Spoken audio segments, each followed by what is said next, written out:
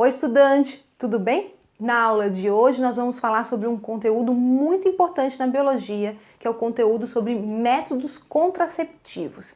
Esse conteúdo ele é importante não só porque ele aparece muito nos vestibulares no Enem, mas também porque ele é muito importante para a sua vida.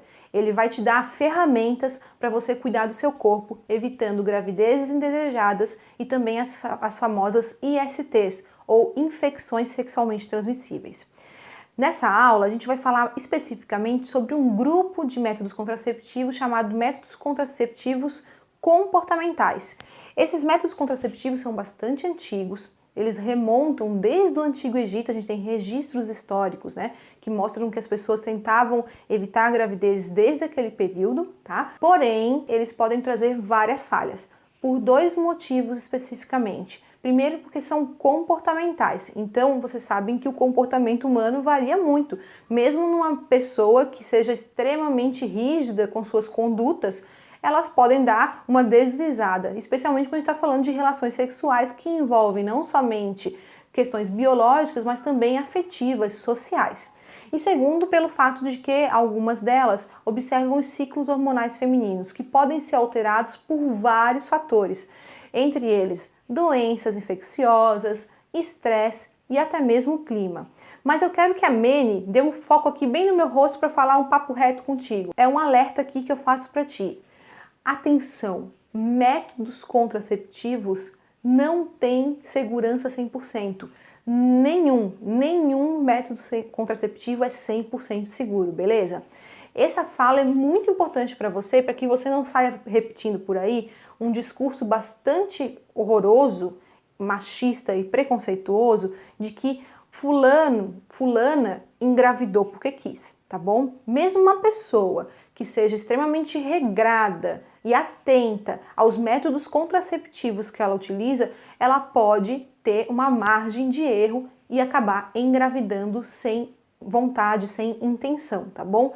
Então, fique sempre com essa ideia na cabeça. Tô falando isso para te assustar? Um pouquinho, tá? Então, para que você fique muito ligado que relações sexuais têm consequências bastante sérias e que a gente tem que fazer o máximo para evitar essas consequências, combinar os métodos contraceptivos para aumentar a sua eficácia, porém sempre há margem para erros, para fatalidades, tá bom? Bom, então vamos falar dos métodos comportamentais. Uma coisa muito importante já vai falar daqui. Quando eu estou falando de método comportamental, a gente sempre vai envolver abstinência sexual, ou seja, ficar sem fazer sexo durante um determinado período, tá bom? Então, como assim? Bom, vamos ver aqui os diferentes métodos. A gente tem, por exemplo, o coito interrompido. No coito interrompido, eu não vou ficar sem fazer sexo, porém, durante a relação sexual, eu vou interromper ela. Eu vou interromper o coito. Em que momento que vai ser interrompido esse coito? Bom, o homem vai interromper a relação sexual no momento que ele perceber que ele vai ejacular, ou seja, que ele vai ter um orgasmo e vai liberar a ejaculação.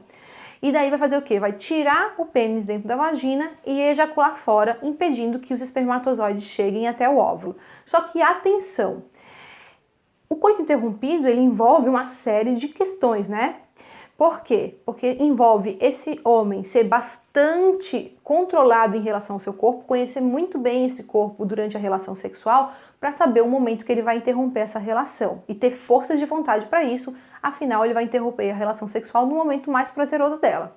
E o segundo motivo, que a gente pode aqui pesar como margem de erro grande desse método, é o fato de que antes da ejaculação o homem vai liberar um líquido chamado líquido bulbo-uretral. Esse líquido, ele tem a função de limpar a uretra antes de vir o esperma, então ele não tem espermatozoides.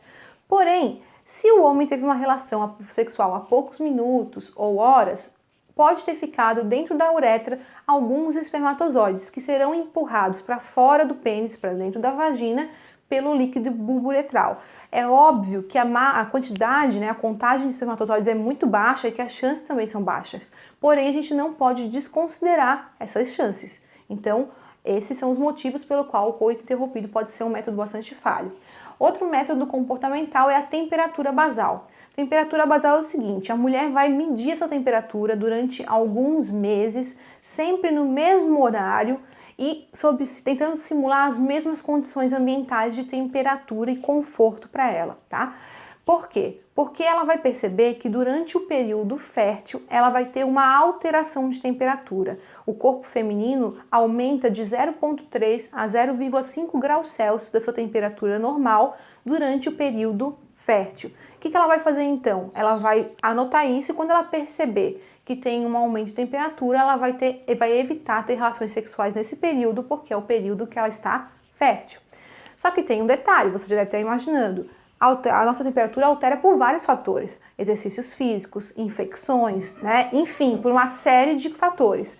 Sendo assim, se eu tiver uma alteração por doença, eu posso estar me confundindo em relação ao meu período fértil. Ou, por exemplo, se eu dormir num quarto muito gelado com ar-condicionado, também pode alterar minha temperatura basal. Então tem que ficar muito atenta na simulação das condições para evitar ter erros, né, na medida da temperatura basal. Outro método comportamental é o método do muco cervical. O muco cervical é o seguinte: todas as mulheres liberam um muco diariamente pelas suas vaginas.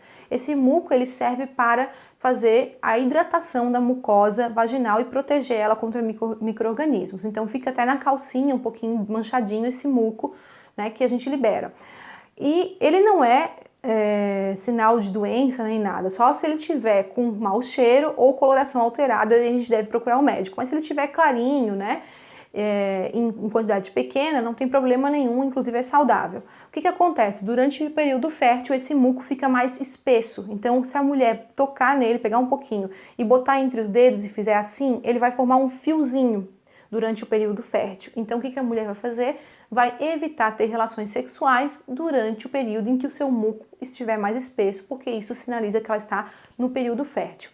E por último, nós temos aqui a chamada tabelinha, que talvez seja o método comportamental mais popular de todos. O que é a tabelinha? A tabelinha, eu vou fazer o quê? Eu vou observar o meu ciclo menstrual, contar os dias e evitar ter relação no meu período fértil.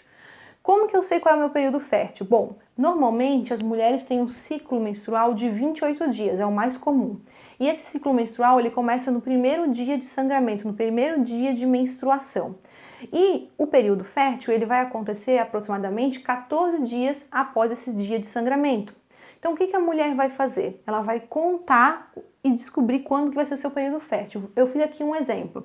Digamos que a mulher tenha ficado menstruada, sangrado no dia 1/9.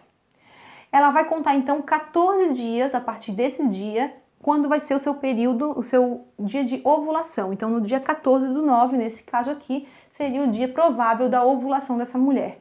Então ela deve não ter relação sexual só no dia 14? Não. A gente precisa de uma margem de segurança de 3 dias antes e 3 dias depois. Por quê? Porque o gameta feminino pode ficar viável durante alguns dias após ter sido liberado pelo ovário e o gameta masculino também pode sobreviver alguns dias dentro do corpo feminino. Então a gente conta 3 dias antes do provável dia de ovulação e 3 dias depois. Nesse caso aqui, o período fértil seria entre o dia 11 de setembro e o dia 17 de setembro. E a mulher não deveria ter relação sexual para evitar a gravidez durante esse período aqui, beleza? Gente, então aqui eu espero que vocês tenham entendido tudo sobre os métodos comportamentais. Volto a frisar que eles são métodos bastante falhos. A gente pode aumentar a eficácia deles usando eles de maneira combinada, isso ajuda, né, a aumentar a precisão desses métodos, porém ainda assim são métodos bastante passíveis de falha quando comparados com outros métodos contraceptivos, tá bom?